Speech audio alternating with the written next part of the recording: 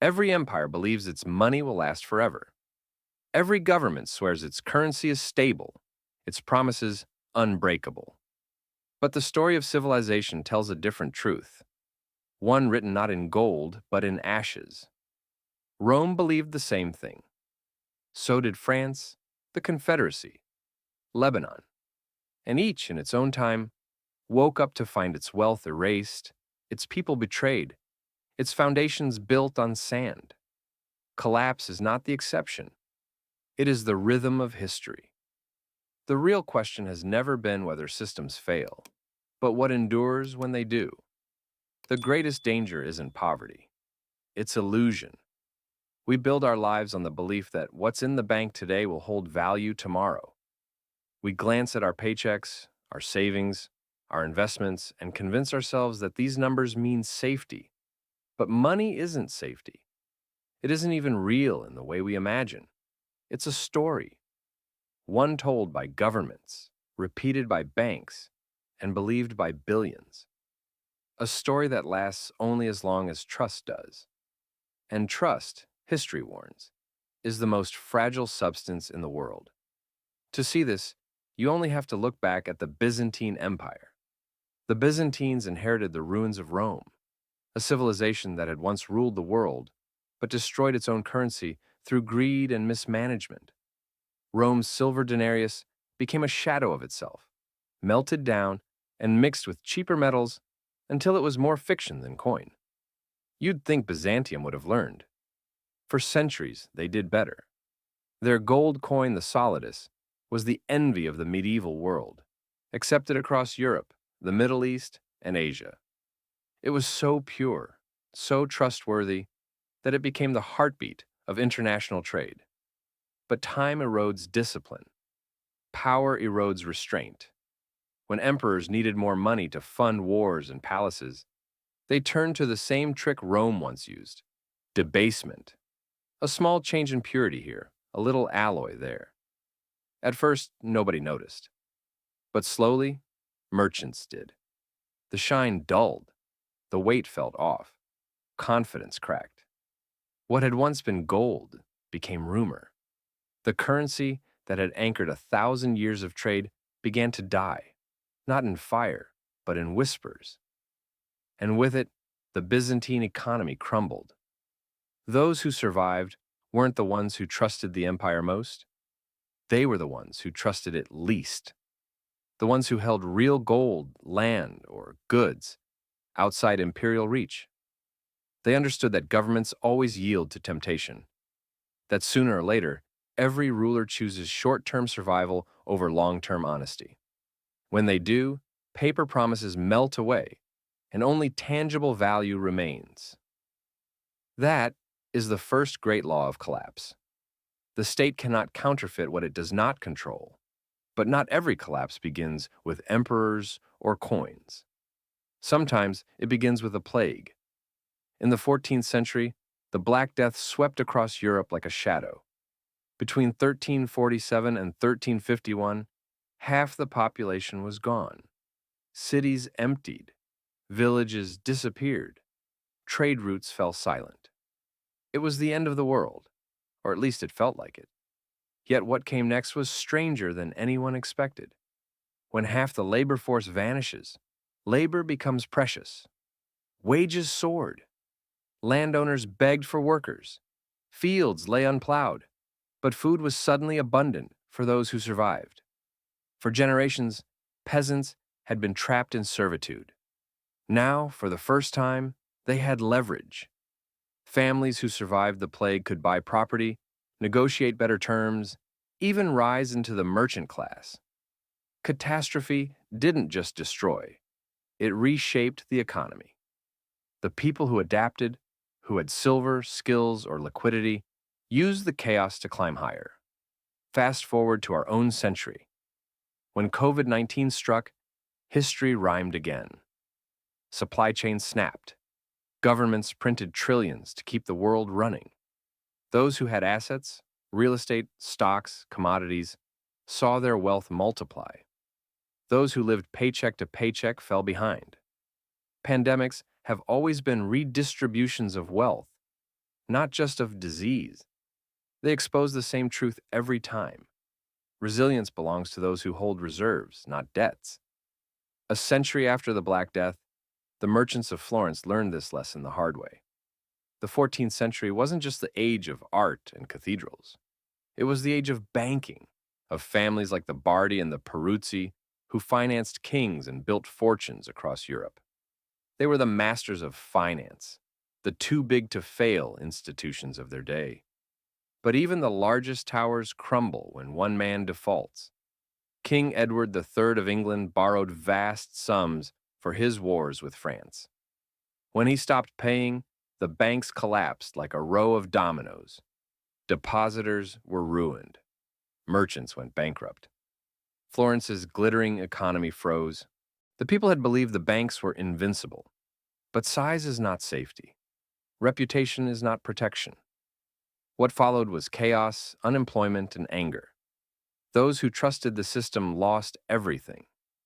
Those who diversified, who held land or gold, survived. Every age learns this truth too late. The institutions that promise to protect you are only as strong as the next crisis. And when that crisis hits, they will save themselves first. Across the ocean and centuries later, another civilization repeated the cycle. America in the 1860s. The Civil War was not just fought with bullets, but with printing presses. The Union issued greenbacks, paper currency backed not by gold, but by the full faith and credit of the United States. The Confederacy did the same, printing graybacks in desperation. At first, it seemed ingenious, a way to fund war without gold. But faith alone cannot sustain value. As governments printed more, prices soared. In the South, inflation reached apocalyptic levels. Soldiers' pay was worthless before they could spend it. Families carried baskets of bills that couldn't buy bread. By the war's end, Confederate money was less valuable than wallpaper. People who had trusted the system saw their wealth vanish overnight. But those who held something tangible, gold, land, food, preserved value amid ruin. The story of the Confederate dollar is not just a Southern tragedy. It is a mirror for every nation that believes it can print prosperity without consequence. France learned that lesson next. In the 1790s, revolutionaries overthrew the monarchy and seized church lands. To fund their new republic, they issued paper money called assignats, backed by the value of confiscated property. In theory, it was sound. In practice, it was poison. Each new printing diluted the last. Prices soared. Farmers refused to sell food for paper that lost value by the day. The streets of Paris filled with riots, and once again, paper promises turned to dust. Those who had food, gold, or tangible property survived. Everyone else starved on patriotism. The revolution had begun with ideals and ended with hyperinflation, the kind that devours societies from the inside. What survived was not loyalty to the system, but the eternal truth that governments can legislate value, but not create it. Centuries later, Asia faced a modern version of the same collapse. In 1997, a speculative attack on the Thai baht triggered the Asian financial crisis. Thailand's economy had borrowed heavily in US dollars, trusting that its currency peg would hold. When it broke, debt became a noose. Overnight, the cost of repayment tripled. Investors fled. The panic spread across Indonesia, Malaysia, and South Korea. Currencies collapsed, stock markets imploded, and millions lost their jobs. Who survived? Not the banks, not the companies built on foreign loans. It was the ordinary citizens who had saved in dollars or who owned assets that could be traded globally. Once again, collapse became a wealth transfer, from the trusting to the skeptical, from the debtor to the creditor, from the many to the few who understood the rules before the rest did. The story was ancient, only the setting had changed. And still, even now, we keep forgetting. Lebanon, between 2019 and 2021, offered one of the most recent and shocking reminders. Its people woke up one morning to find that their banks, once proud symbols of stability, had frozen their accounts. Withdrawals were limited. Transfers abroad were banned. The Lebanese pound lost over 90% of its value. Lifetimes of savings evaporated in months. Outside the shuttered banks, people screamed, begged, even broke in to retrieve their own money. And still, it was gone. Doctors, engineers, teachers, retirees, entire generations were stripped bare by a system they believed in. The lesson was merciless. Your bank balance is not a vault. It's a promise. And in a crisis, that promise can disappear faster than you can refresh your account screen. Those who had diversified abroad, who held dollars, gold, or even a little cash under the mattress, survived. Everyone else became collateral damage. Does this sound distant? It shouldn't. In 2008, Americans watched their homes foreclosed and their savings vanish, while the very banks that caused the collapse were rescued. In 2020, during the pandemic, the world printed more money in a single year than ever before in human history. The result? Asset prices soared for the wealthy, while ordinary people found their groceries doubling in price. In 2023, regional U.S. banks collapsed almost overnight after depositors lost confidence. The same old pattern, panic, flight, bailout, played again, just with faster technology and bigger numbers. So what then survives when money fails? History whispers the answer across every age. In Byzantium, it was gold. After the plague, it was liquidity and land.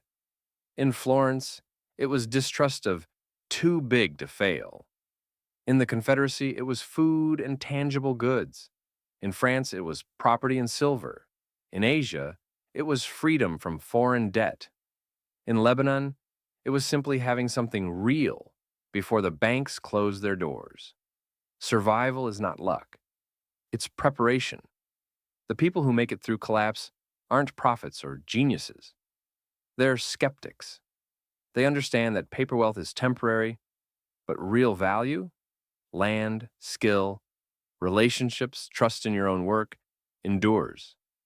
Collapse punishes faith and rewards foresight. That's why history's survivors are never the ones who believed most deeply in the system. They are the ones who saw through it early enough to adapt. But survival isn't just about what you own. It's about what you can do. Every major collapse reveals a deeper truth. The most valuable currency in the world isn't gold or dollars or crypto. It's usefulness. When money dies, production remains. The farmer who can grow food, the craftsman who can repair, the merchant who can trade, the builder who can create. These are the people who rise in every storm. In the darkest hours of Byzantium, Rome, or France, those who provided value were never truly poor. They became the new foundation upon which society rebuilt. History's disasters are also its redistributions. Every collapse takes from the many who trusted and gives to the few who prepared. Every failure of currency is a transfer, from paper to reality, from illusion to substance. The question is never whether systems will fall. They always do. The question is whether you will be one of the many clinging to promises, or one of the few holding something real. Civilizations forget this because they want to. It's comforting to believe that the empire will last, that the dollar will endure, that the digital numbers glowing on our screens represent something solid, but all of it depends on faith. Faith in leaders, in banks, in the crowd. And faith, once broken, doesn't fade slowly. It shatters.